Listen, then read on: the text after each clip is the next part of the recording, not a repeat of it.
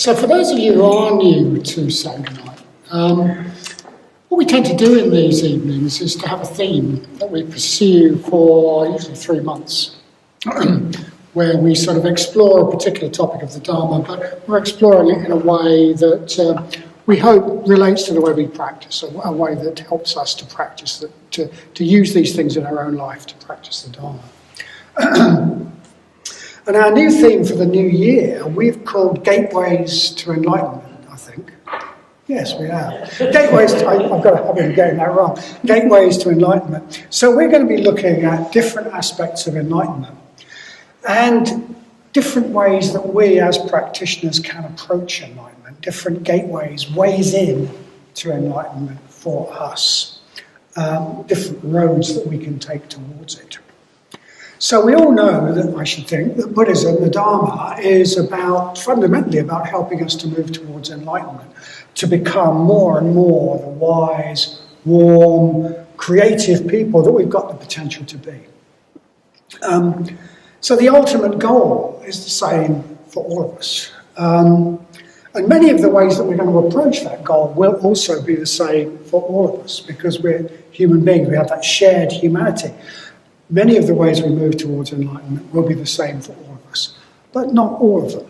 Not all of them. Because there are aspects of the way we need to move towards enlightenment which may be different from person to person. They may be quite individual.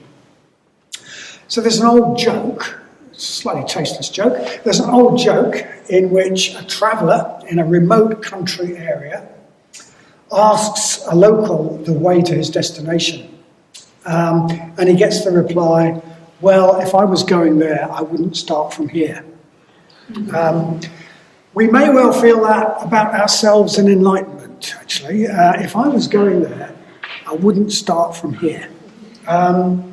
But we do start from where we are, and there's not much point in pretending we don't. And where we are, where we start from, may be very different for different people. So our path to where we want to go may be different for different people. We've all got different strengths that we can use, different talents that we can use, and we've all got different weaknesses and obstacles that are going to stop us and stand in our way. We can differ from each other. I know the Dharma tells us we can change, or we can change everything about ourselves. But we can differ from each other in ways that seem almost to be hardwired. Temperamental differences, deep temperamental differences that seem to be connected almost to our very physical makeup. They seem to be expressions of almost our bodily makeup. It's a bit like dogs. So if you wouldn't expect a Labrador to behave in the same way as a Jack Russell. It's as though there's something about the very physical makeup that they're expressing. For example, some of us might be quick and sharp with a tendency to be reactive and impatient, while other of us might be quite calm and a bit slow and, good-natured and more Labrador-like. Calm and non-reactive. But maybe just a tad greedy, that sort of thing. If you've ever had a Labrador, you know what I'm talking about. And maybe our very bodies seem to reflect that difference. We could explain that sort of deep-seated temperamental difference maybe on the basis of genetics, I don't know. We could say, well, I'm a bit like my dad, or I'm a bit like my mum, or a lot of people in my family tend to be a bit that way. Or we could take the more traditional Buddhist view, which is that these deep-seated differences are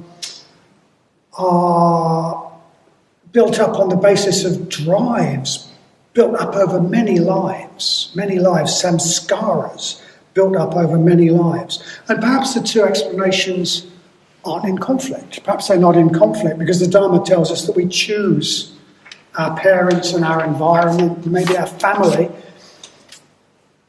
that we're going to be born to on the basis of our samskaras, on the basis of our deep fundamental sort of character traits, if you like, deep volitions, built up over many lifetimes. So we've got these really deep, seemingly almost hardwired, fundamental temperamental differences. And then on top of that, we've all had different experiences, different life experiences, different conditioning. So we've all developed different habits that affect the way we act and the way we think and the way we speak and the way we feel. And these different habits and patterns and conditionings may be strengths in some ways, they may be obstacles and weaknesses in some ways. They may be tools that we could use in the spiritual life, they may be things we've got to get out of the way. And if we're going to approach the spiritual life with any degree of nous, if we're going to be at all clever about it, and we have to be because it's a difficult thing to pursue,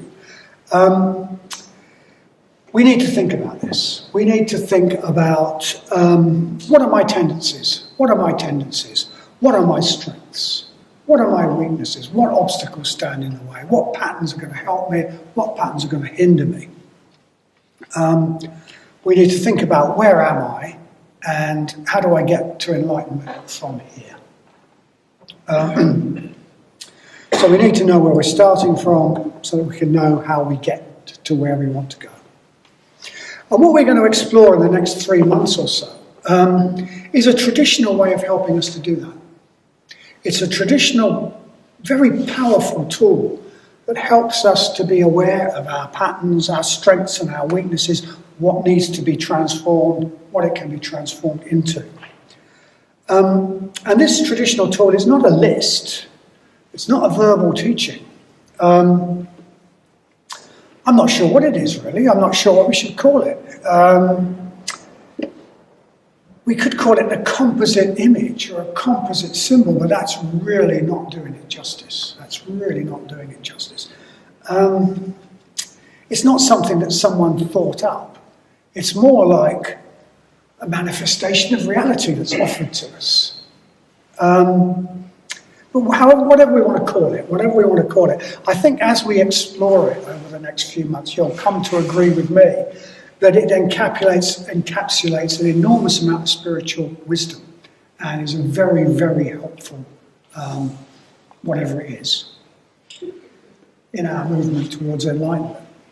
Powerful way of engaging with the spiritual life. So this thing, this composite symbol, not really, we're going to be looking at is called the Mandala of the 5 Buddhas, or the Mandala of the 5 Jinnas, the 5 conquerors. So a mandala is a regular geometric arrangement. Sometimes they're meditation objects that we meditate upon. Sometimes they are sort of almost pictures of the whole world, or attempts to be. Mandala in Sanskrit just means something like circle, although I've seen it translated as world in harmony. I think somebody made that one up, actually. But the mandala we're going to look at is, the elements of it are in harmony because, in a way, they're all aspects of the same thing. So what we have is a geometric diagram which sort of offers us different aspects of the same thing, and that same thing is enlightenment. So in this particular mandala, the mandala of the 5 Jinnas, the 5 Buddhas, what we've got is a sort of exploded diagram of enlightenment. I don't know if you've ever tried to use one of those car handbooks. You know, it sort of shows you how the cylinder head comes off and so there's sort of, or maybe something that tells you how to put together some piece of IKEA furniture. This screw and that bolt, and it sort of exploded out, and then it all comes together to this. So that's a bit like what this is. It's a sort of exploded diagram of enlightenment, the different aspects that you have to put together to build a Buddha. Sorry, I'm being flippant. A better analogy is that it's a bit as though what this represents is a prism. There's the white light of enlightenment, and it passes through a prism and is split up into different coloured lights, which are all integral aspects of enlightenment, but they are also themselves. So, yeah, I mean, enlightenment has got many facets. Enlightenment has got many aspects. It's clear vision, for one thing. It's clear seeing into the nature of reality. It's wisdom. It's deep compassion, deep empathy for all sentient beings. Love, metta. It's complete open generosity, a giving of oneself to the world with no holding back. Boundless creativity, boundless energy, and so on. We could carry on. Spelling out different aspects of enlightenment, different qualities that go along with enlightenment. And there's a sense in which all of these different qualities are combined in our main symbol of enlightenment, which is the Buddha. But that's asking quite a lot. That's asking quite a lot for one symbol, for us to be able to engage with all these different aspects through just one symbol. And if we're trying to cultivate enlightenment within ourselves, it can be very difficult to focus on all these different aspects at once. It can be much easier to try and focus on cultivating mainly one quality at a time, or one quality on a particular meditation or on a particular day for a while. So at least we get a little bit more enlightened in that way. And to do this, it can be really helpful to have a figure that's a bit more specific than the Buddha. A figure that embodies just a simpler version, more like one aspect of enlightenment that we can connect with in our imagination. And so we can get some sort of imaginative experience of that quality. So in the Mandala of the Five Buddhas that we're going to talk about, what we get is this sort of exploded diagram. So that what we've got are the different aspects of enlightenment, as it were, set out that we can approach in a more simple way. But as well as embodying five sort of different aspects, different facets of enlightenment, the five Buddhas on our mandala are traditionally seen as, well, not exactly symbolizing a personality type, but it would be better to say different personality types have an affinity with one or other of the Buddhas on this mandala. We could say that for different personality types, different Buddhas are a gateway, hence gateways to enlightenment. So different personality types, temperaments, have an affinity for particular Buddhas on this mandala. And that Buddha, the Buddha that we have an affinity with, can transform the negative aspects of that tendency, that personality, into strengths. They turn the bad side of that personality into positives. So each Buddha is not just an aspect of enlightenment, each Buddha is also a gateway to enlightenment, a road leading to enlightenment for people of that personality type. And what that means, I hope, will become clearer as I go on today, and also as we go on over the next few weeks. Okay, so talked a lot in a general sense. Mandala of the Five Buddhas, what is it like? So, okay, what we have are five Buddhas, one in the centre, and one in each of the four cardinal directions. I don't know which way the cardinal directions are, so I'm going to say east, west, north, south, okay? Two-dimensional. So one central Buddha. The Buddha at the centre is white. In a sense, we could say he's the white light of enlightenment before it is broken up by the prism. While the other four Buddhas are different colours, the colours into which that light can be refracted. So we could see our mandala. We've got a Buddha in the centre, Buddha in the east, Buddha in the west, Buddha in the north, Buddha in the south. We could see that as having two axes. We've got the east-west axis, and we've got the north-south axis. Slightly tentatively, I would suggest that the east-west axis represents, if you like, different contrasting inner aspects of enlightenment, while the north-south axis represents more the outer aspects of enlightenment, the way enlightenment manifests in the world. I wouldn't like to argue this too strongly, but I think it helps, okay?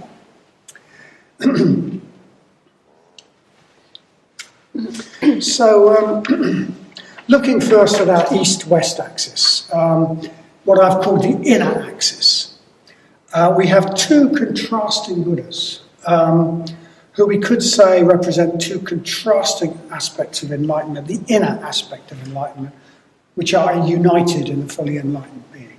So in the eastern pole of the axis, the eastern pole of the axis, which I'm going to say is over there, is for me anyway.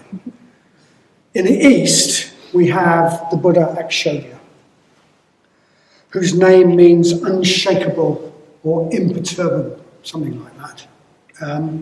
So he is blue in colour. He's blue. He's made of blue light. He represents the blue aspect of the white light of enlightenment. Each of the Buddhas is associated with a time of day, and Akshobhya is associated with the dawn. His time of day is the dawn. So he's seen sitting against the cool, clear, limpid sky of dawn. He's shown making the gesture of touching the earth, the same gesture that we see with our Buddha here, the gesture of touching the earth. A very evocative gesture of groundedness, it's stability. It says, I cannot be moved. I am imperturbable. I am unshakable. I am supported by the earth, backed up by the earth. And just to emphasize that quality of stability and imperturbability, it's very different to say. Akshobhya's animal is the elephant. You cannot push an elephant around, you know. Elephants they're just there. So his throne is supported by elephants. So we could say that Akshobhya embodies the cool aspect of enlightenment. His blue colour is cool, it's the cool of water. His time of day is the cool dawn. His season, there's many, many different sort of connections here, but his season is said to be winter. And along with this coolness goes clarity and clear seeing, the clarity of the sky at dawn, the clarity of the sky, the clarity of seeing over water, the clarity of a cold, bright winter's day like we've been seeing over the last few days. So one quite well-known teacher in his book on this says that his enlightened style is clarity and precision. Clarity and precision. And he's traditionally associated with the function of thinking. So Akshobhya's cool, clear seeing gives him also this quality of being above passing events, of being free, of being, not pushed around. He can't be pushed around. So he's, as I said, he's the colour of the sea, he's the colour of the boundless sky. And in Buddhism, the sky is very much associated with freedom.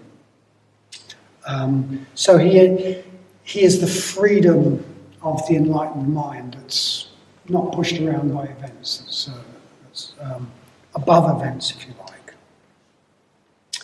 And there's something almost, so each of the Buddhas has also a symbol. And Akshobhya's symbol is the Vajra, what is called a Vajra, which we don't have, but never mind. Vajra is, it's called a diamond thunderbolt. It's a thing you hold in your hand and throw at things you want to get rid of. It's obviously derived from some sort of weapon. It's called a diamond thunderbolt. It's a bit like something Zeus might from Olympus. So it's a diamond and it's a thunderbolt and it's a weapon. Diamond. What about diamonds? Diamonds are harder than anything else. They'll cut anything, but they cannot be cut. Look into a diamond, what do you see? Such clarity and brightness. Everything is there, completely clear, completely bright. So qualities of a diamond, qualities of a thunderbolt, a bolt of lightning. Bolts of lightning illuminate. Suddenly everything is clear. They also just smash anything in their way, burn through it. So it's got those qualities of the diamond and the thunderbolt.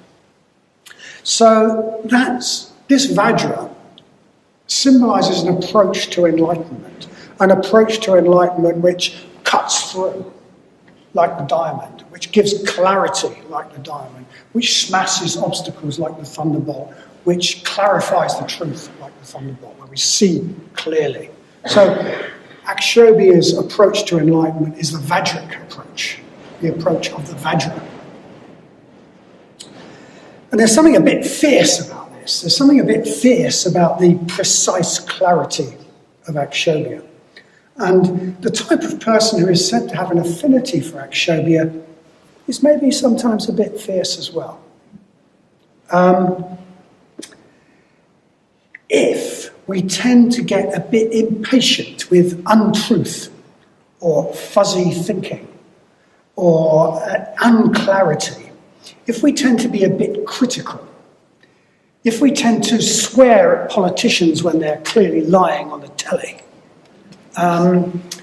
if we tend to want in a discussion to get to the truth even if it upsets somebody, we might be Akshobhya people. If we value the faculty of thinking more than we value the faculty of feeling, we might be Akshobhya people. Many scholars are Akshobhya people. They might be a bit bad-tempered sometimes, a bit critical. So if we value those sorts of things, we might be Akshobhya people. And you know who you are. So Akshobhya transforms the negative aspects of this personality type, the negative aspects, into a wisdom of enlightenment. It's traditionally put in terms of he transforms hatred or he transforms anger into the mirror-like wisdom. The mirror-like wisdom sees everything with complete clarity, like the clarity of looking into a diamond. It sees reality as clearly as though it was reflected in a completely bright mirror. So there's a connection, if you like, between ill will and clearly seeing the faults of things and experiencing the energy of anger and cutting through to the truth. And that is the sort of approach of Akshobhya. So if you're that sort of person, Akshobhya may be the gateway that leads you towards enlightenment. So I've talked about this east-west axis. So we've got Akshobhya blue on our left, on my right, and your left. East, opposite that, we have a contrasting Buddha, Amitabha, the red Buddha, Amitabha. So Amitabha, his name means infinite light. Infinite light. And he sits with his hands in the meditation mudra. We might be able to connect this with teachings in the Pali Canon, I think, in which we are advised to send the light of metta in all directions throughout the universe, to meditate on the light. Do the metta bhavana, in other words, and send the red, warm light of metta in all directions to all beings. So Amitabha is red, his colour is red. He's made of red light and he radiates red light. Red is very much the colour of feeling. It's the colour of passion. It's the colour of warmth. In a way, it's the opposite to Akshobhya's cool blue. So yes, very much the Buddha of empathy, the Buddha of metta, the Buddha of compassion, the Buddha of the warm emotions. His time of day is sunset, when we see that beautiful red sun, which tends to be a warm time of day. Certainly in India, the sun has had all day to warm up. land. And Amitabha's symbol is the lotus, which in a way is a complete contrast. It's the sort of opposite approach to the Vajra of Akshobhya. A lotus, as you probably know, is a flower. It's a bit like a sort of posh foreign water lily, coming in different colours. Very, very beautiful. But it's a flower. And this analogy is often used, or the Buddha uses this analogy of us being like lotuses.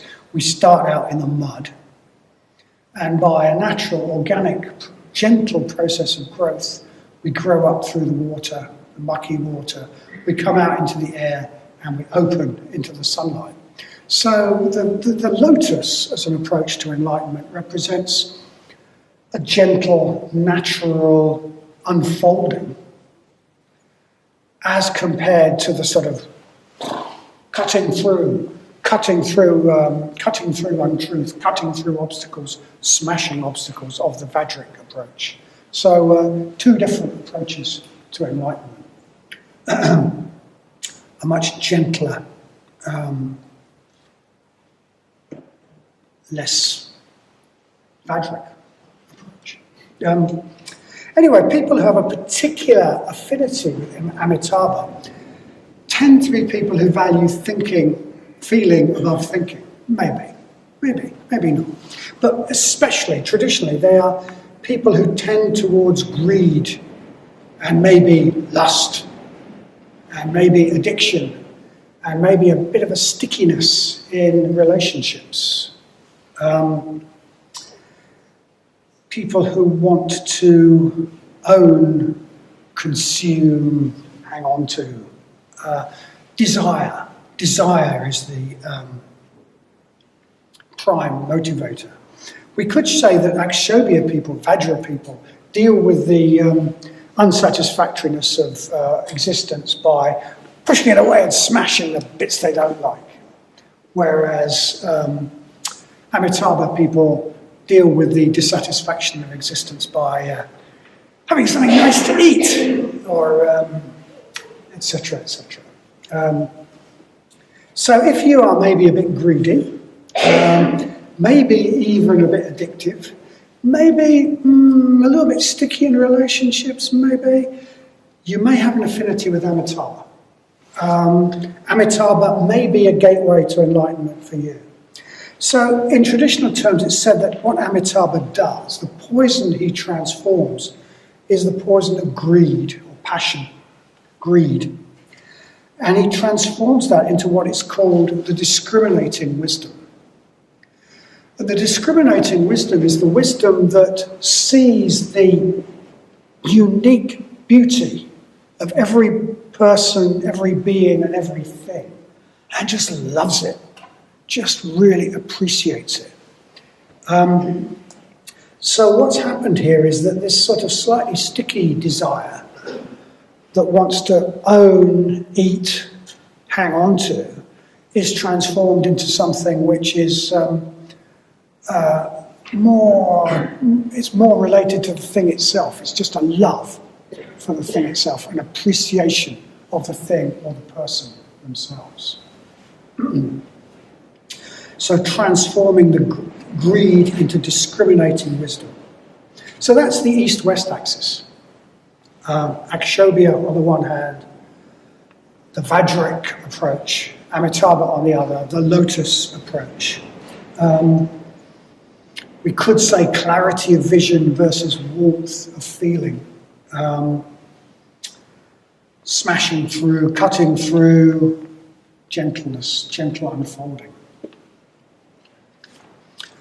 So if that east-west axis represents the inner, I said it represented the inner aspect, the distinction between thinking and feeling, if you like. Rather slightly tentatively, I'm going to say that the north-south aspect represents the outer aspect of enlightenment. The north-south axis represents the outer aspect of enlightenment, the way enlightenment manifests in the world. So at the north end of our axis, say up there, we have the Buddha Amarga Siddhi. Unstoppable success. Unstoppable action.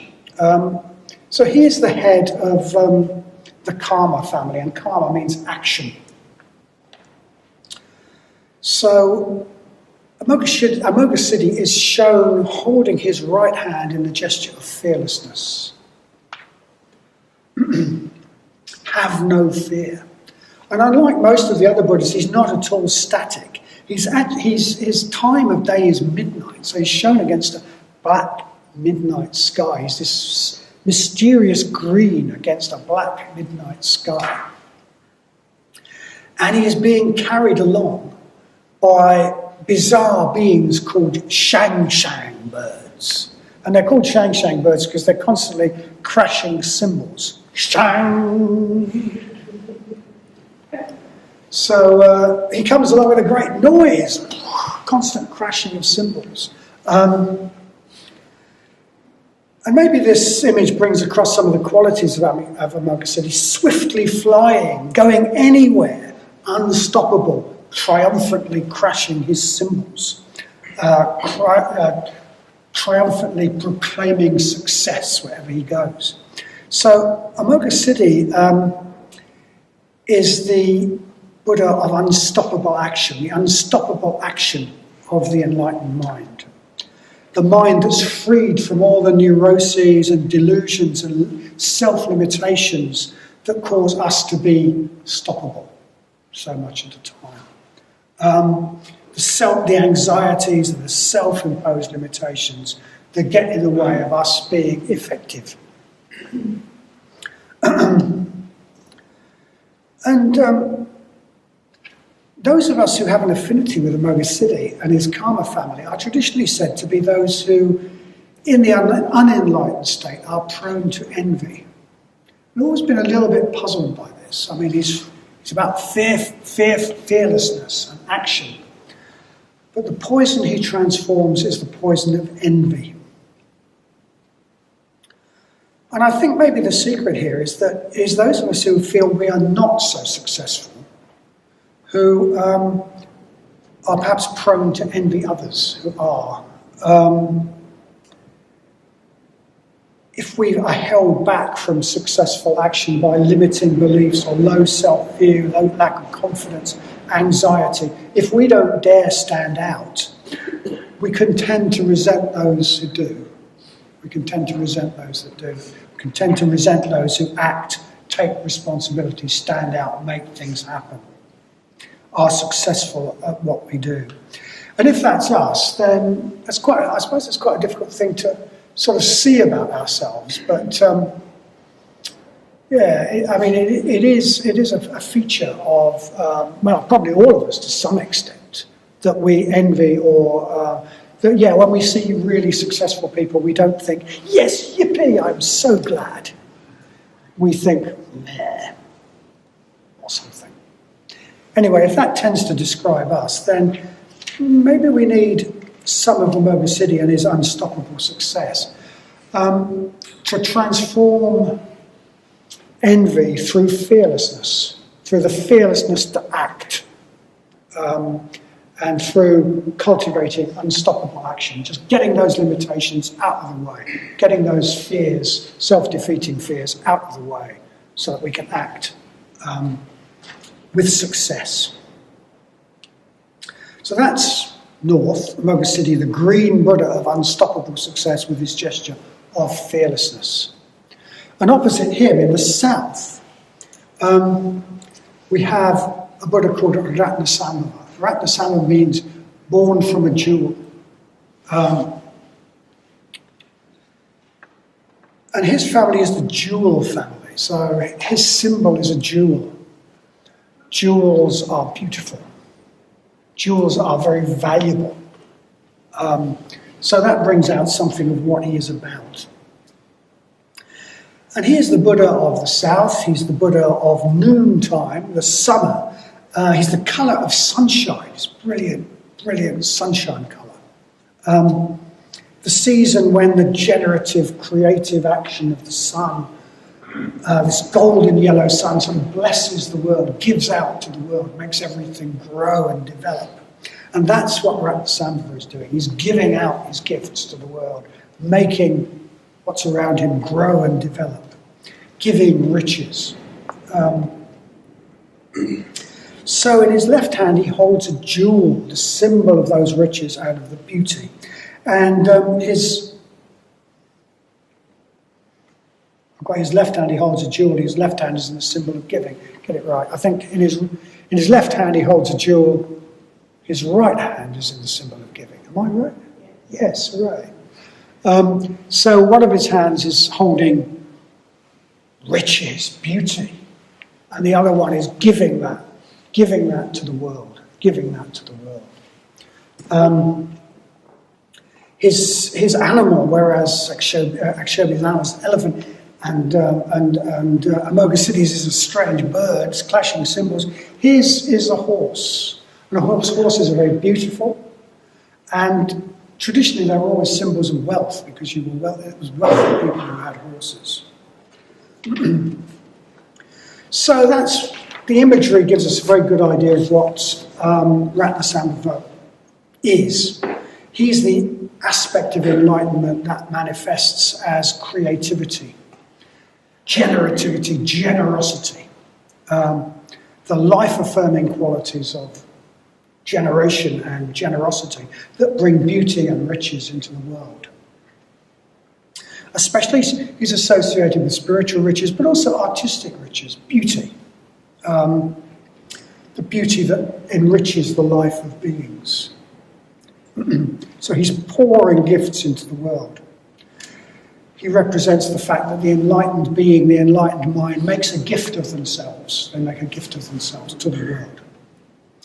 Their talents, they make a gift of their talents to the world. So if we cultivate Ratnasambhava's dual family approach, then we give our gifts to the world. We give our talents and our skills, pouring the talents and the skills that have been given to us by the universe into the world, to enrich it rather than holding them back and trying to sell them to the highest seller. So we could say that Ratnasambhava is the Buddha of the gifted. He's also the Buddha of gifts. And those of us who have a particular affinity with Ratnasambhava and his dual family, well, we might actually have talents and gifts. We might feel quite good about ourselves because of them. His poison is said to be pride. And of course, pride is the poison of the gifted, the poison of the talented.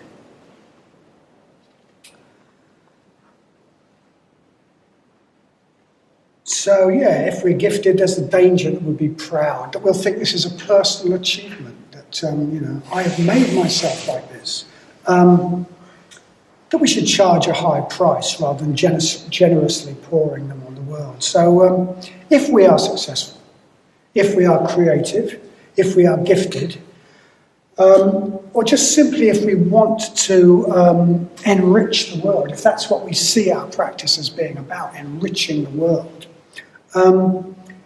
then we may need Ratnasambhava's approach to enlightenment to transform our giftedness from something that just builds up a huge ego into a way that we can manifest the creative, beautiful, generous activities of enlightenment in the world that we can give to the world. So Ratnasambhava transmutes, so to transmute the poison of pride into what's called the wisdom of sameness. So whereas Amitabha's wisdom sees the beauty of each, the unique beauty of each individual thing and loves that, Ratnasambhava sees the other side of this coin, which is that we're all the same. We're all the same. The gifted are not, special. They're not special people. We're all the same. We're all in the same boat. And our gifts are gifts that have been given to us. So, okay, I've left one out, which is the Buddha of the centre of the mandala, which I know I have to talk about. because some of us practice this Buddha. I find this the most difficult Buddha to talk about because Vairocana, at the centre of the mandala, is in a sense all of the Buddhas. He's the white light. He's called Vairocana the Illuminator, and it is his white light that is split up by the other Buddhas. And if you look up Vairocana, you could look at, there's tables of these things. You could look up one Buddha's time of day is morning, one's noon, one's night. Vairocana's sort of all day and all night. And so much less specific. But I think we could think of Vairocana and his position on the mandala in relation to the east and the west of the mandala. So we have, as I said, we have Amitabha on the west, Akshobhya on the east. Akshobhya transmutes ill will, hatred. Amitabha transmutes greed. And Vairocana, who sits in the middle of those three, transmutes ignorance or delusion. And of course, those three, greed, hatred, and delusion, are the three principal poisons that drive the wheel of life. So we could see those three Buddhas along that axis as representing the approach that transforms greed, hatred, and or delusion. In Buddhism, there's a little bit of character analysis goes on. We can sometimes talk about greed types. So greed types are, it's wrong to really say greed types, it's sort of attraction type. We deal with dissatisfaction by eating, drinking, owning, having, that sort of thing. And then hate types who deal with dissatisfaction by pushing the things that irritate away. And then delusion types. And delusion types sort of can't really decide. They're not quite sure what's going on. They're a bit sort of spaced out. And if you ask them, are you a greed type or a hate type, they'll say, well... So if you can't think of anything else, you might actually be a Vairocana type. In one book that I read, it described Vairocana's, what it said as the sort of lower manifestation of Vairocana's personality type as spaced out, which might be a bit dated, but I think it brings something out. So yes, Vairocana transmutes ignorance or delusion into the all-encompassing wisdom. It's just wisdom. It sort of includes all the others. So, as I've already said, in the Tibetan tradition, especially in the Tibetan tradition, we're seen as having a particular affinity with one or other of the five Buddhas, which is going to sort of guide quite a lot of our practice. So it might be helpful to ask ourselves which. Did one of my descriptions particularly speak to you? Did you sort of think, yes? It could be all sorts of things. It could be the colour, it could be the mudra, the gesture, or it could be just my description of the personality type. Am I more an Akshobhya person or an Amitabha person?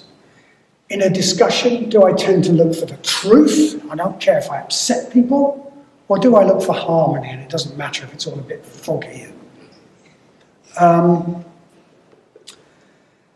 I a bit critical and impatient? Actually, or do I tend to look for comfort in junk food and sex and maybe even drugs, drink? So do I need more to transmute the poison of ill will and anger into clear seeing, or do I need to transmute the sticky, grasping, addictive desire into loving things and people for their own sake that's got nothing to do with me and my pleasure? And if we can't decide, is it possible that we are delusion types of Vairocana? Need to transform this rather spaced out state by getting a clear picture of the Dharma. Do I tend to be a bit passive and let others take responsibility and then resent those that take a lead? Do I need more of Amoga Siddhi's fearlessness to transmute that into effective action? Do I think I'm really quite good at things? I've got some real talents. Do I think rather well of myself? Do I need to stop thinking about my talents and gifts as personal possessions and see them as something that's been given to me that I need to give as a gift to the world so that I am not, see that I'm not that different from others and transmute the poison of pride into the wisdom of sameness? Okay, so we may clearly see, we've all got a bit of all of these. It's too simplistic to say it's just one. But you may feel, one of those speaks to me a bit more than the others. I should also add that each one's got a sort of family of other figures that sort of express different aspects of them, so it can get quite detailed. Okay, but what do we do? Say, okay, I'll own up. I am an Akshobhya person. Yeah. Does that mean that what I need to do? So Akshobhya's approach is through wisdom, clearly, transmuting anger, ill will into clear seeing and wisdom. Does that mean I forget I'm not going to bother with the metta bhavana and puja. And what I'm going to do is just do insight meditation and read the Perfection of Wisdom Sutras? No. So, I own up, I am an Akshobhya type, and I have to say that for years and years of my practice, what I did was to try to mitigate my weaknesses, which meant that what I did was lots of metta bhavana. And I think that's really quite important, that we actually make up for the weaknesses of our person. We need to be more balanced. We need to be more all-round.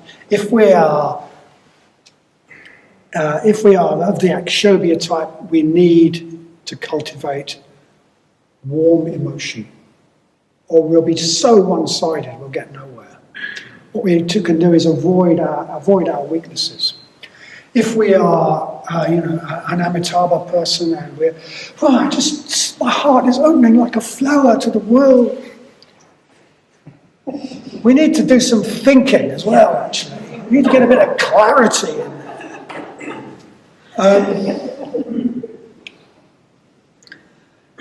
It's not just about going with what... each of the Buddhas, in a way, represents all the different aspects. And we can't just choose to go with our strength and avoid our weaknesses. We have to become all-round beings. So I, personally, for years, avoided anything that even smacked of insight. I just did loads of metta bhavana and cultivated a devotional response to things, because that's where, that was the opposite of where I was coming from, until I came to get ordained, actually. And my priest, I was sort of talking about which figure I should meditate on. And what my preceptor said to me is, well, that's all very well, but you don't get enlightened through your weaknesses, you get enlightened through your strengths. So I don't have an easy answer to this, because I think we need to do both, actually. We need to make up for our weaknesses. And we certainly can't avoid those things we find difficult. If you find the metta bhavana difficult, do it. If you find the mindfulness of breathing difficult, do it. If you don't like study, do it, etc., etc. If you don't like acting, act. We need to round ourselves out. But ultimately, also, we're not going to get enlightened through our weaknesses. We need to sort of cultivate our particular gateway to enlightenment. And that's what we're going to be looking at for the rest of this course, the different gateways to enlightenment. Thank you.